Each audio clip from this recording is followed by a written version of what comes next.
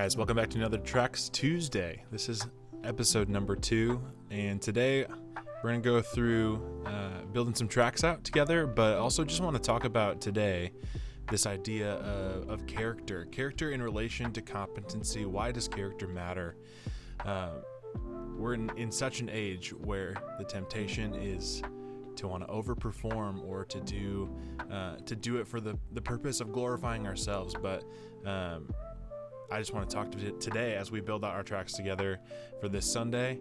I just want to talk about character and why it matters. So let's just jump in. Let me show you my screen here, show you our set that we got here. So you can see it right here. This is our set for the weekend. We're going to start the morning with Everything That Has Breath, into a time of meet and greet, into Son of Heaven, a prayer into the message, into throne room song, and we're going to end the service with the blood and a little bit of a closing. So let's just build these out together. But as we do talk about it, I got my RTC service template. So that's my template that I talked about in episode 1 of this series. But yeah, just want to talk about today why character matters so much more than competency. And when I say that, I don't say that competency doesn't matter at all. Competency is actually really important in especially vocational worship ministry, but competency matters, but character matters more. So as we're starting here, this is going to be kind of a learning process for all of us, because I'm not the best multitasker all the time. So I'm going to try to be effective in these songs as I'm putting my tracks together. So the first song is Everything That Has Breath, and that is in the key of D. All right. So a big piece of what I'm going to overlay this in post wherever it is over here, somewhere this way, somewhere over there. But I got to shout out my buddy Dalton Schaffer. He's a worship pastor at Candeo Church in Iowa, part of the SALT network, which right here, I'm still getting used to looking over at the camera and getting the right orientation. But he's a worship pastor at Candeo Church in the SALT network, which is the church network that our church, Redemption Church, is a part of.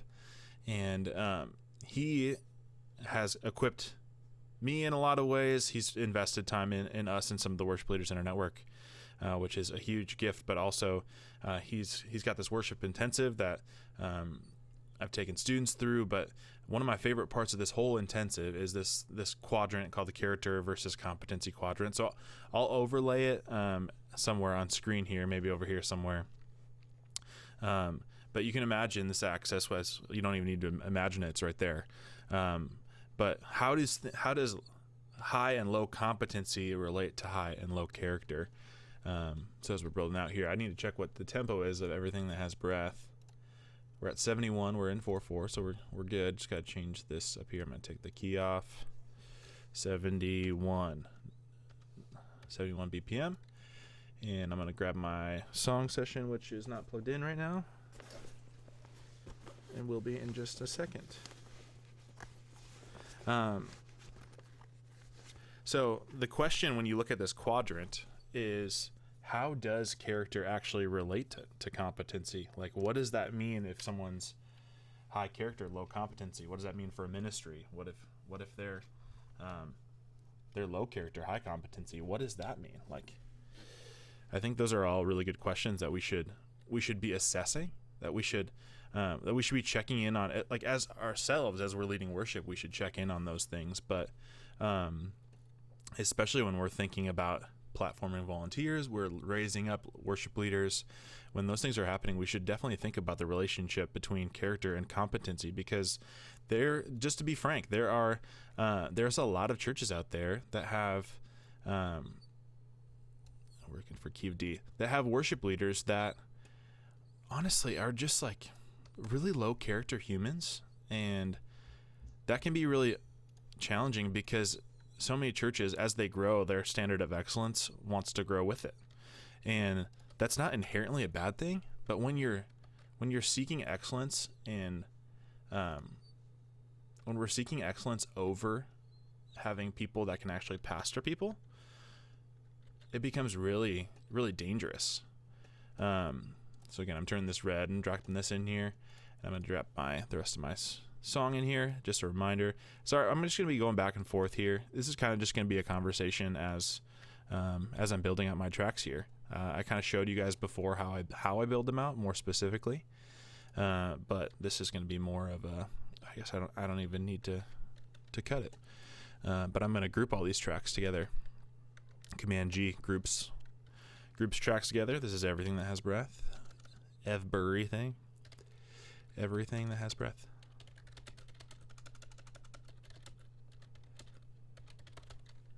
In D. Okay, so yeah, back to this character and competency quadrant. Like, there's a lot of big churches out there that are seeking to raise their standard of excellence, which is a good thing when you can do it in relation to high character people, when you can find high character people to lead you. But there are many churches out there that will prioritize the competency piece and actually just end up burning volunteers and hurting people that they're trying to minister to. So like, what is the goal? The goal is obviously high competency and high character at the same time. Like that's an obvious goal. It's like that's what we want. And when we think about that person, I'll overlay these things as I see that they are helpful. But as we platform that person, and as we find those people to invest in our ministry, or maybe we're a church that's hiring that person, right?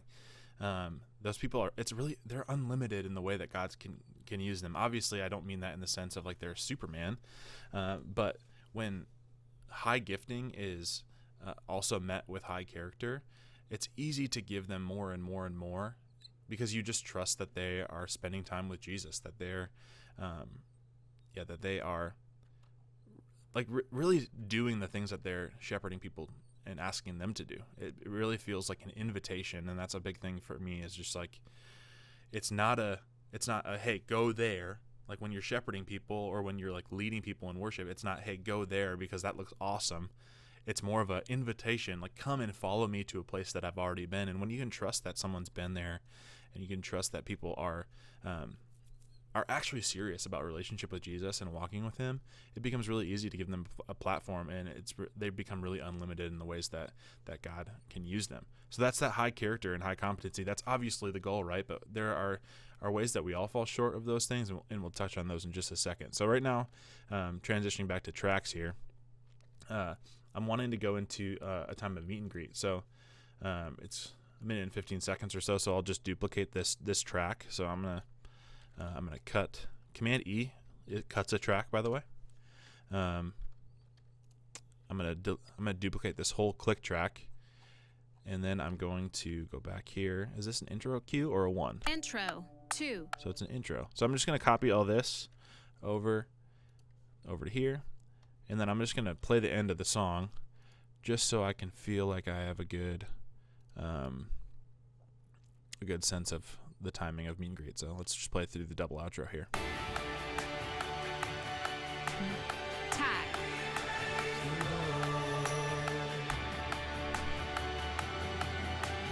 Ending. So I think I want my guide cue to start right on that big ending there, because it's a 2 measure count in. So I'm just going to drop that in here, and obviously I don't want this to say intro. I just want to say 1. So what I'm going to do is I'm just going to copy the 1 from right here and paste it over here. So now, as we're into meet and greet, so how we do meet and greet again is that we kind of jam over that. So I just like to add a guide cue here to keep everybody together and coming in at the same time, and that way, me as the worship leader, I don't have to cue people in while I'm also trying to set up a time of people meeting each other. So here's that second outro again. Ending. 1, 2. Yeah, it gives good time 1, to kind of celebrate 2, at 3, the end there. 4.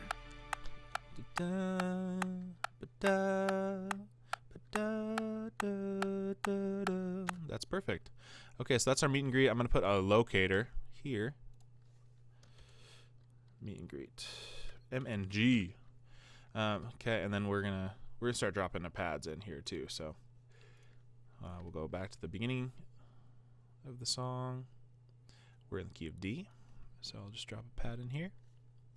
And again, I can just do this because I know that this template that I've built out, I know that like, if I were to have this zeroed out rather than drop in that by 20 dB, you can hear how loud that is, right? So,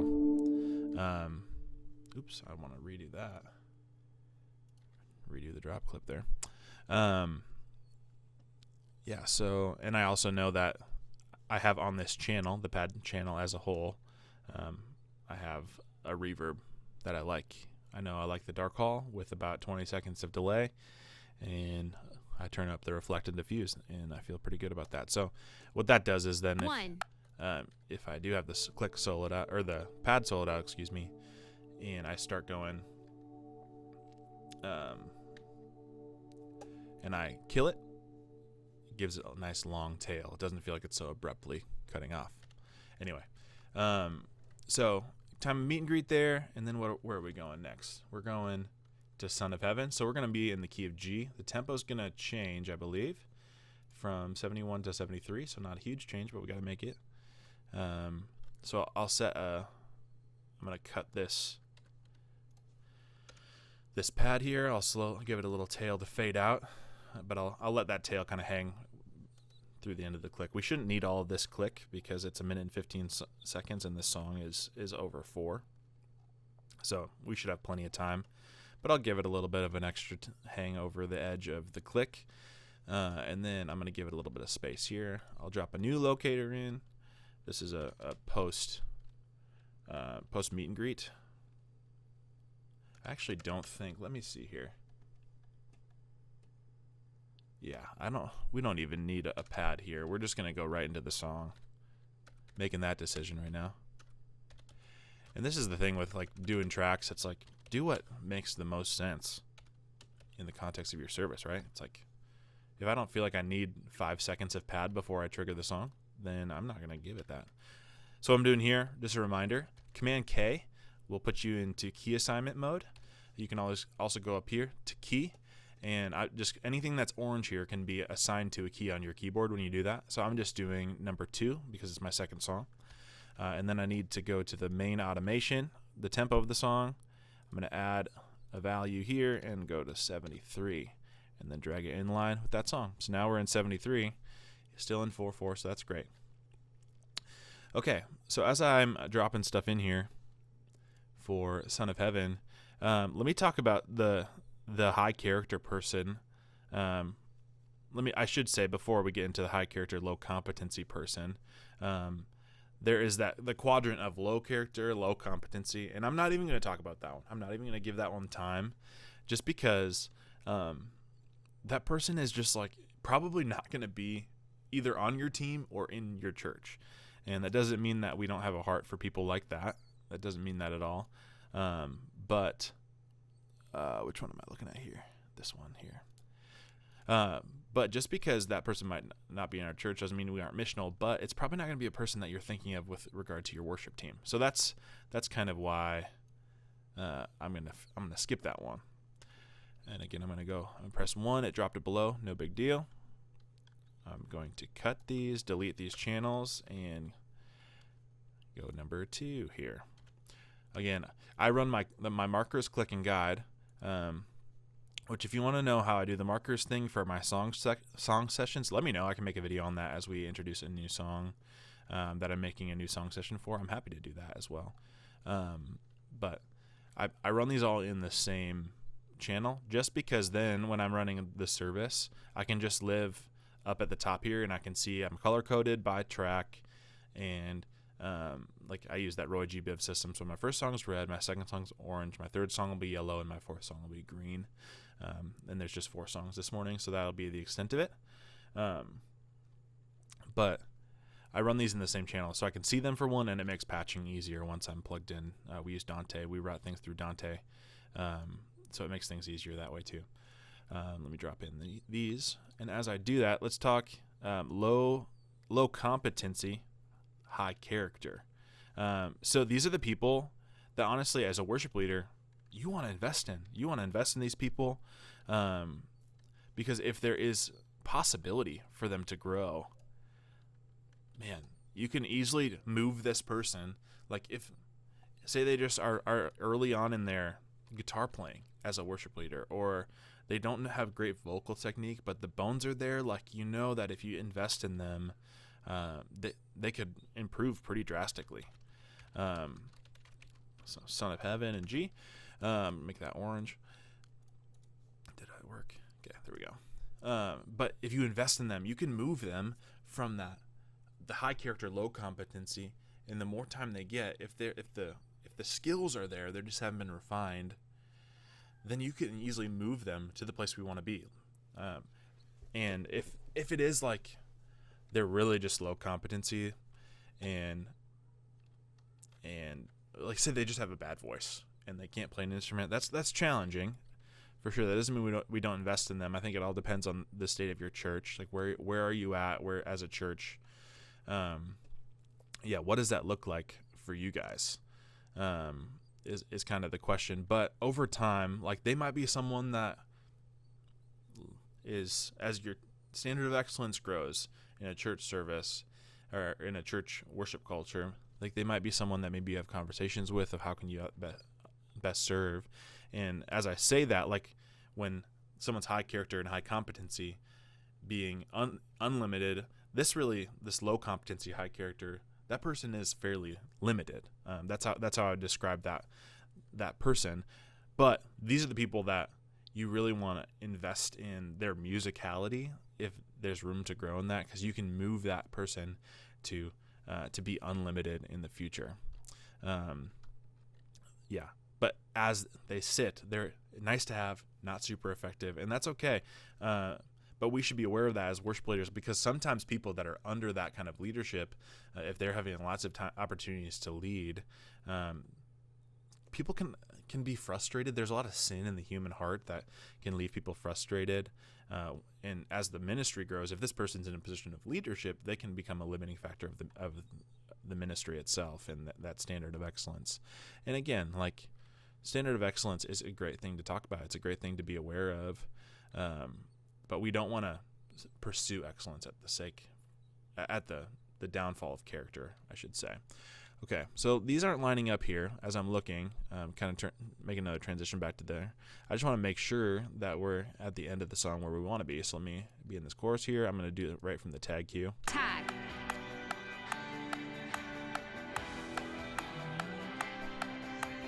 Turnaround.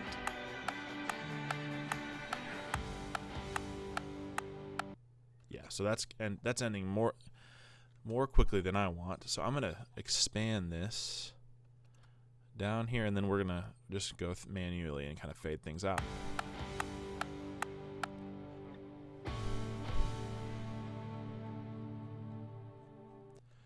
Okay. So that's how we end this song. We do some big hits and just kind of let it fade. It's a little bit different. We're not celebrating down or anything like that. So let's just check here. Let's go through each track and just check the fade outs and make sure that they're all good. Right now I have activated all the channels that would be activated on a Sunday, not the entirety of not every track. So that's helpful for me to know what do I actually need to fade out and what can stay as is. Ending. Breakdown. Okay, great. So I'm gonna give these guys some fades here. Fade all these out. I know that these aren't in, but I know that this will be a general point here. So let's just listen here for this. This is a more melodic instrument. I want this to sound good. Yeah, nice slow fades, great there. Piano won't be in. These keys tracks, I do want to make sure those sound okay. So more of just a pad, so this should be good too. A slow fade out. Yeah, that'll be perfect. Same with this here. Yep, that'll be great. Organ's already out, but I'll give it a little tail anyway. BGVs are already out. So this should be good. So now if I play this, this should be good to go for the ending of that song. So from the tag, pour out your praise, sing the name of Jesus. Oops. Ending. Breakdown. All right, and then we'll have the keys kind of vamp. So I'm going to leave, I need to drop my pad in the key of G here, and I'll give the pad a decent tail after the song is done.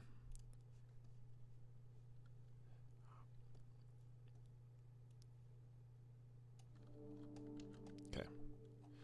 So now at the end of the song, it'll sound like this. Oops, not that. We want to go in here. Ending. Breakdown.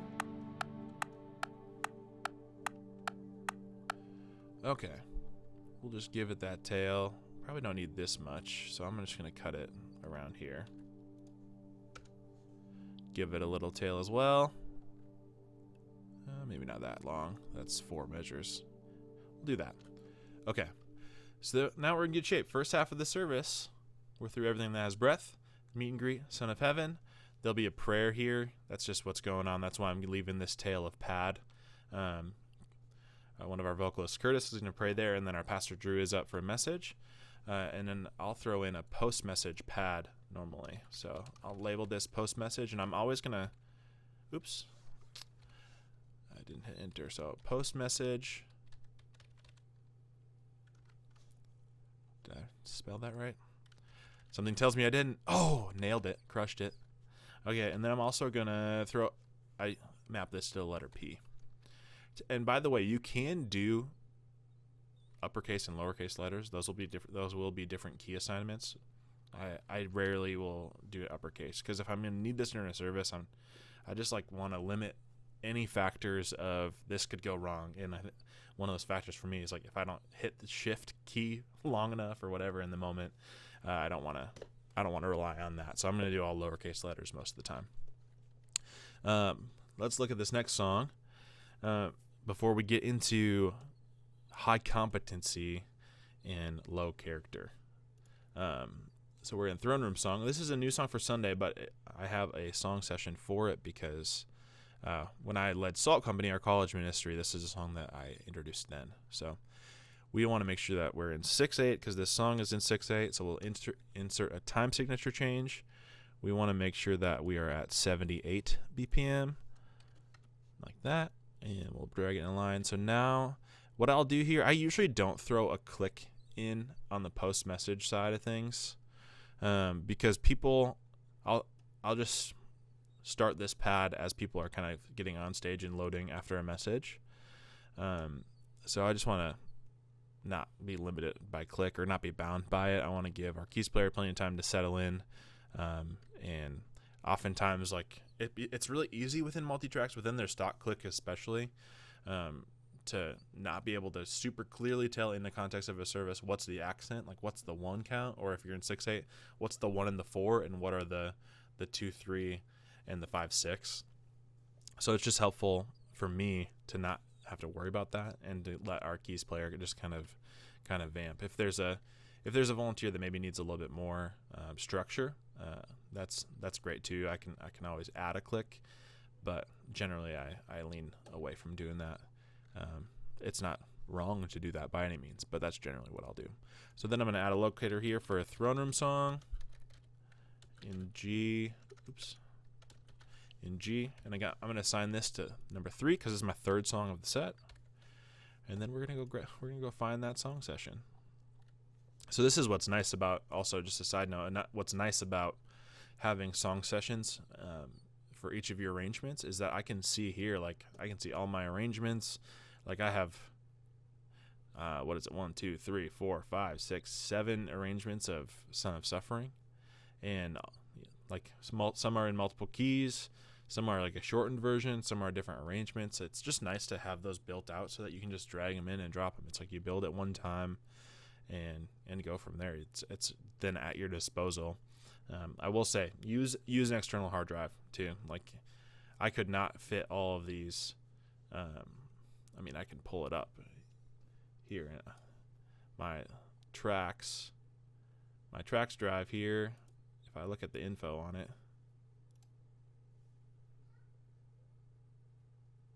yeah, see, I've used 300 gigabytes. My computer can't handle that unless you have a crazy spec'd out computer. Your computer probably can't handle that. But again, and I'll remind you at the end, always collect all and save. Like, save all your sessions on a hard drive, but then when you drag them in for a service session like this, collect all and save. Do it. It's worth it. Okay, so we're in Throne Room Song. Let's go find that guy. And as we do, let's talk about the high competency and low character person. If the high competency, high character person is unlimited in the way that God can use them, and the high character, low competency person is pretty limited. I'm curious. I'll give you a second. What would be the descriptor that you would give a high competency and low character? As you think for a second, I feel like a teacher. LOL. Yeah, but as you think about that, like, I'll drag these in. But here's how I'll describe them. And shout out again to Dalton. Just an absolutely awesome tool, this character versus competency quadrant, as you're assessing worship leaders that you're raising up, as you're assessing volunteers that you are thinking about giving a platform to. This high character or high competency, low character person, they're dangerous. That's what I'll say. They're dangerous, and I don't mean that they're gonna they're gonna lash out. I mean, some people emotionally will maybe do that, but what I mean by dangerous is that because there are so many doors open to them, like, they can kind of go wherever they want. So they're dangerous a little bit to themselves, but they're also dangerous to a ministry. Like, they can leave people feeling burnt and leave volunteers feeling burned. But also, here's what is sweet about the Christian life. It's best lived in community where you have accountability. It's counter to culture. Culture would say, "Oh, do your thing, do whatever you want, you'll be good." Like you don't need accountability for that. But knowing this, like, as a Christian, knowing the sin in the human heart, having accountability in community is paramount to spiritual health. And someone who is unlimited, or unlimited in terms of competency, someone who's so musically gifted but really low character, they have a tendency to bounce around to wherever they feel wherever they feel safe, I guess. And what I mean by that is there comes a time, anybody experiences this. Any of us have experienced this as we've been in ministries, as we have led teams, if you're a worship leader, as you have walked with a worship leader as a volunteer. We've all experienced a point where, like, the newness of the relationship, like, there's not for lack of a better term, I guess, that I'm coming up with, like the honeymoon phase where everything is like fun and exciting, getting to know a new person, getting to be a part of a new ministry. Like, eventually the facade will drop and we'll see people's sin, and people will see our sin as a worship leader too. And what is sweet about community is that that's actually good for us. It's actually good for us to walk in community and to be held accountable, to see our sin, to confess our sin, to be called out of our sin. That's what sanctifies us. That's a primary tool that God uses to sanctify our hearts as we're growing to be more like Him. And if you have someone who is really high competency, there's ministries all over the place that need people that are good at music, like musicianship and gifting and competency music wise can be really hard to find, especially for a lot of young, like, little churches out there, or big churches just looking for really gifted people. It can be easy that when that person that they reach that point where there's a little bit of tension because there's sin that is involved and it's being called out. There's sin that is being exposed. It can be really easy for this person to just want to run to wherever else needs them. And that's just not the healthy way that a Christian should live.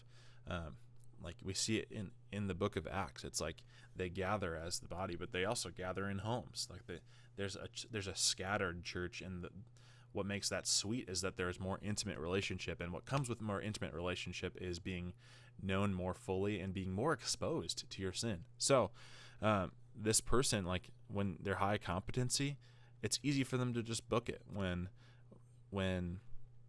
things get a little bit harder, that when sin is exposed. And what's the huge downside of that is that that's actually just hurting themselves. So there's that side of it, but there's also just a reality that like there's so many doors open because of their skill, but they're like unable to sustain a ministry if they're leading it, because the character isn't the groundwork for their ministry. It becomes their gifting, and then that inevitably will lead to people feeling used or hurt or just burnt out, serving with this person or serving under this person. So with this person, they're not a lost cause. That's what I'll say. As I'm doing this, I'm just going to check the end of this because it looks like this tail is a little bit short here. So Tag. Hits. yeah, so I'm gonna have to extend this out. So that cuts short there. There we go. And we'll do the same thing with our click and guide. Extend it out. There we go. So we're good. So as I was saying, this person, this low character, high competency person, is not a lost cause. It just takes intentional discipleship, and sometimes that might be doing the thing that is uncomfortable for them, which is maybe not serving for a bit, or just limiting opportunities. If this is a volunteer, if this is someone who's leading a ministry, there's more challenges that come with that.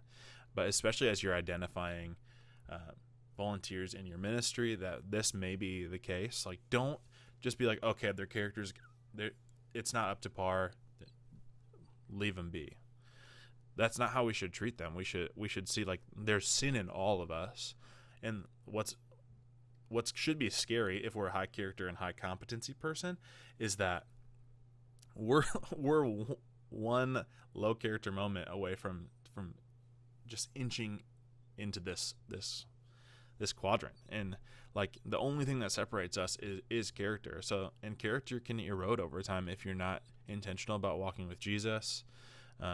If you're not shaped and sanctified by him, like there's moral failures, there's things that can disqualify people from ministry, and all of a sudden you go from this high character, high competency individual, and you just let little decisions erode your character, and pretty soon you're the dangerous one. So in the same way that we can fall from character, if we forsake walking with Jesus, if we forsake intimate relationship with him, we forsake time in the Word with him, we forsake just spending time with our Savior. In the same way, the low character person is just more sanctification away from being a high character person.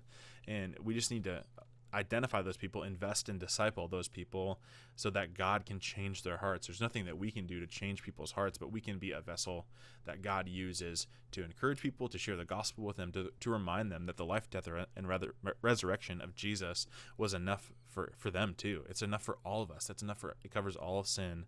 And that's the good news that we should be sharing, and really excited to share with these people that are really highly competent, but their character just isn't there yet. In the same way that we're one fall away from being low character, they're just a process of sanctification away from being a high character and high competency person that, again, is unlimited in the ways that God can use them. So I just feel like this tool of the character and competency quadrant is so helpful. So thank you again, Dalton, for putting that together. I think it's actually, it's adapted from Aaron Keyes, which is another worship leader. Some of the stuff that he said just kind of put into a quadrant, which I think is, it's just so sweet to have a framework to think of these things. And we don't want to pigeonhole people. We don't want to look at someone and be like, oh, you're limited, or oh, you're dangerous, or oh, this guy's unlimited. Like, that's not the point of this quadrant. But I think it's a helpful framework for us as worship leaders to think and identify where people are at and how we can disciple them. Like, if they're limited, invest in their musicality. If they're dangerous, invest in their spirituality.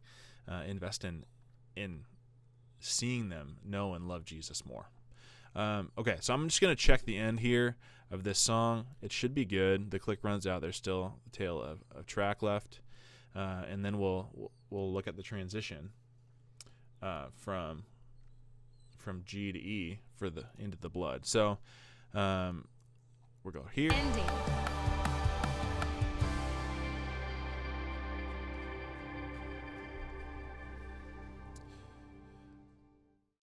Okay, so now here's the thing that I'm thinking through with this transition. From G to E is not like a relative key. So it'll be a little bit uncomfortable if we just let the pad roll and transition or in crossfade. So what we're going to do, Ending. we're going to end the tracks here. And then we're going to cut the pad a little short of the end of the tracks here. And then I'm going to just listen through what's the timing here that I want to start the next count in. Ending. So I think I want to start it about here. So we're at the blood, which, oops, I want to put a key in there as well. We're going to do the blood in E. All right.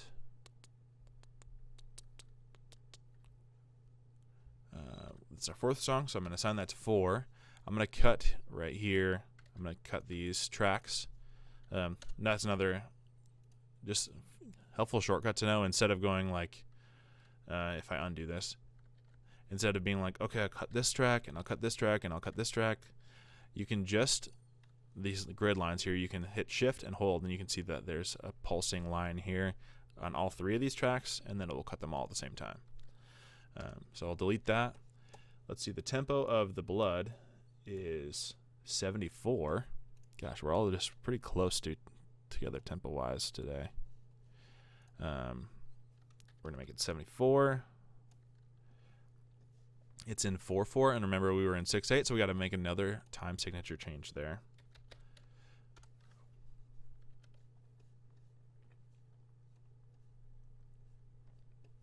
Okay.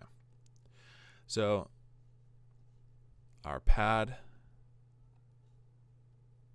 we actually want it to probably fade out a little bit sooner so that when the count in starts, it's basically out. And then what we're going to do is we'll drag in, let's go find the blood in E, which is right here. Again, we're going to drag our markers in right below the guide. I hit 1 to jump to my first track of the song of the set. There we go. I hope you can't hear crying children in the back. I think my son is having a hard morning. And then I'm going to drop them in here. I'm going to make this green. I like this green. It's kind of bright and fun. And then I'm going to collapse this. Again, I group these because it makes it a lot neater when I'm looking, but also when I'm patching, I can then, what I'll do is, I guess I can't really do it right now, but we have 16 channels in and out, and I know that 7 and 8 are like if I jump over to session view here, you can see all these tracks.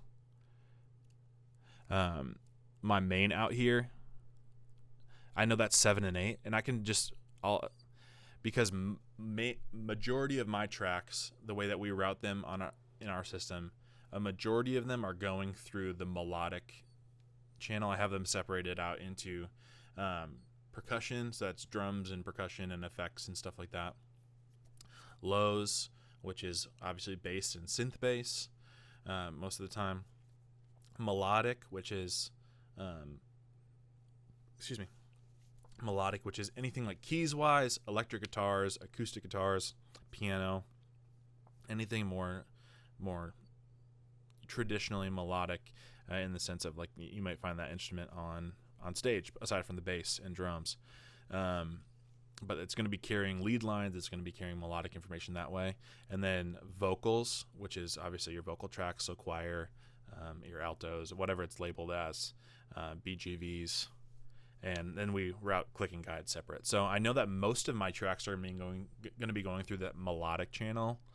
So I actually set my main out to melodic. That means I just need to, I will assign my groups to the main, which is the melodic channel. and then I'll individually assign other tracks that don't need to be assigned that. So I would go through and like I know my drums, which is why I use the multi-tracks coloring system. I know that my drums are going to be red right here, but I can go through and I can highlight that. And then as I expand other songs, I can also, if you hold Command, you can do all these together as well. So anyway, I just dragged it in there accidentally. That was unintentional, but that's how I'll route things. It makes it easier for me. So that makes using groups makes it easier that everything will route to the main. You can route your whole group, and then individually within that group, you can make discrepancies and changes as you need. Okay, this video is getting long, so we're gonna get moving on it.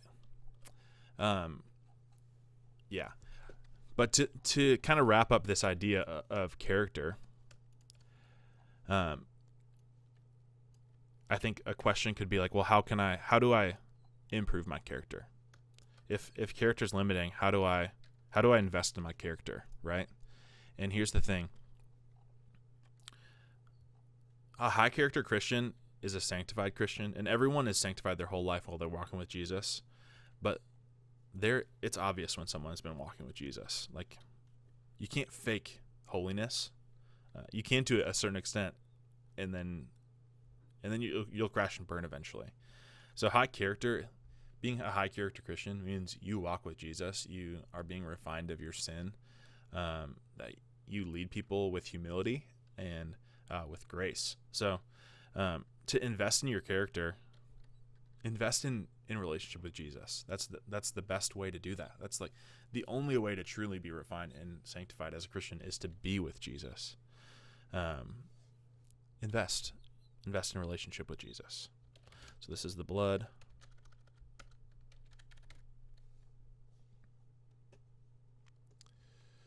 Okay, and then this is going to be green.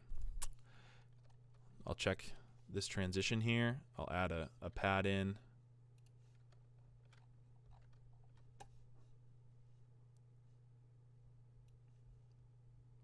Kind of the second half of there. So now we'll play this transition. 1, 2, intro. So we're going to fade out a little sooner. 3, 4. 1, 2, intro. 2, 3, 4. Okay, that sounds pretty good. Okay. Now, let's move to adding our loop cues in our kind of backup modes. All right, I'm back. Had to get my coffee. Had to get some coffee this morning, you know? Okay, so we're going to jump in. Like I said, we're going to do some of our backup loops and create our failsafe modes. And then we're done with tracks for this week. Barring any changes in keys or anything, but they should be all set. So I did a whole video on this. If you want to, I'll link it in the description down below. There might also be a little card this far corner. I don't know where YouTube has it right now, but I'll try to put a little card there linked to that video if you want more in depth of how I set this up. So I'm going to make sure my IIC driver is selected. I already have a MIDI note here that I'm going to cut. Excuse me. I'm going to bring it to the end of the song here, near the end of the song, and I'm going to paste it. This channel doesn't need to be active anymore. And then I'm going to put it at the end of, near the end of meet and greet. While I'm thinking about this, I'm going to change this to none, which again, just a reminder, when I change this to none, when it receives a MIDI note, it immediately will do whatever the MIDI signal is asking it to do. So in this case, if I go Command M, this MIDI note here is mapped to my previous locator. So if I have this at one bar, if I move this to 1 bar and I solo this, when it hits this, you'll see a little click up here next to MIDI. Once it hits 147, jumps back. But if I have this set to none, it will immediately jump back. So it hits it, boom, and it's back. Okay, so that's what that does. That's the difference between 1 bar and none. I'm going to move it to none because I want that quick control when I'm using my foot switch, especially. I don't want to hit a button and wait a measure for it to do what I asked it to do. I want it to do it right when I press the button to tell it to do it. So we want one at the end of meet and greet. We also want one at the end of Son of Heaven. So I'll put it here. This is also right here. This piece up here is just a zoomed in, like collapsed version of the timeline. So if you want to quickly jump between things, like I could hit 3 and it would get me to Throne Room Song, obviously. Or I hit 4 and do that, which is great for the third song if I'm going to drop a MIDI note here. But then you can also click. I can see my colors here. The end of the green song I know is the blood. And I guess one thing that I did forget about, that in this arrangement I do have the outro. We are gonna actually just end on the 1 here. So let's make this change quick, and then we'll add that. We'll drag this loop cue into the right spot. So let's listen to the end here.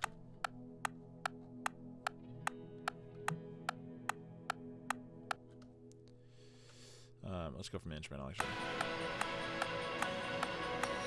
Chorus 2, 3, Breakdown. 4.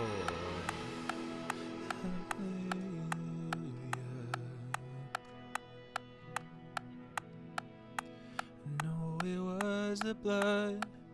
Could have only been the blood.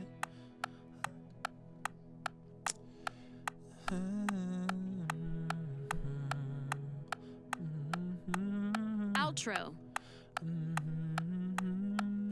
So right here is where I'm going to want to cut this click. And I'm going to actually change this from an outro to an ending, which actually I can probably just grab it from here. End. Yeah, I'll just grab it from here.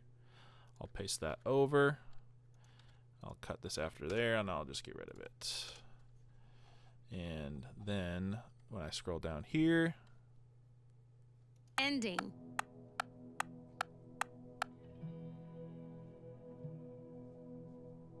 yep, so that's good. We're just going to give them a little fade out. It's about the right length, which is perfect. But there's nothing really that will come through the tracks besides that little bit of keys, kind of pad stuff. And we'll make sure that those strings are out. Ending.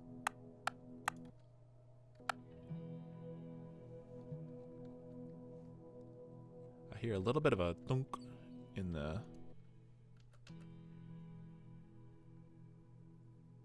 It's not from there.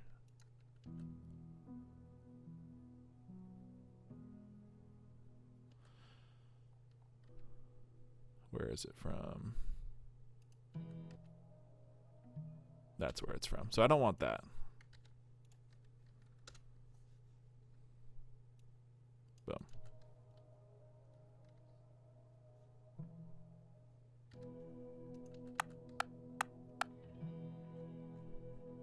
Perfect. All right, that's great. So now that we know, I'll take this out and we'll just drag the ending over. So that's where the ending will be this week. We're not going to do a keys outro. The keys will vamp underneath, but we're not going to do an outro. So I'll drag this to right about here. I just want it near the end of the song. And then now that we have them all dragged in place, I'm going to duplicate the whole channel and collapse them. And then I'm also going to duplicate the pad channel and collapse those. And I'm going to deactivate the second pad. I don't need 2 pads running at the same time. It's the exact same thing, but I'm going to deactivate one of them. And then I'll set my fail-safe modes. I want, when I hit the letter C, I want it to solo 1 loop. I want it to solo the click and 1 pad. And then the letter F, I want to solo the loop and a pad. So that way, if I am in the fail-safe mode and I just need it, or we're off the tracks or whatever's going on, I can either dump it to just have a click, or I can dump it to just have a pad with no click if we're off tempo entirely. Okay, guys, thanks for watching this video. This is I know it's a long one, but this is me getting used to talking while I'm doing these tracks. I could probably do this in less than half the time if I just rip through it.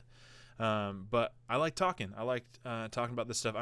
If you have any questions or comments about character and competency, leave them in the comments down below.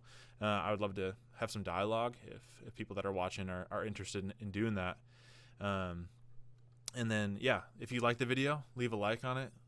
Subscribe to the channel if you want more stuff like this. My plan is with these Tracks Tuesday videos, I'm going to build my tracks and talk about something like today, like character versus competency. But character matters, you guys. Invest in your holiness. Yeah, physical training is of some value, but training in godliness is of value in every way. So we want to live lives that are set apart, that are holy, and the only way that we can do that is through Jesus, through Christ, refining us over time of living life in relationship with him. So if you like this video, leave a thumbs up. If not, we'll see you in the next one. Thanks for watching. Peace.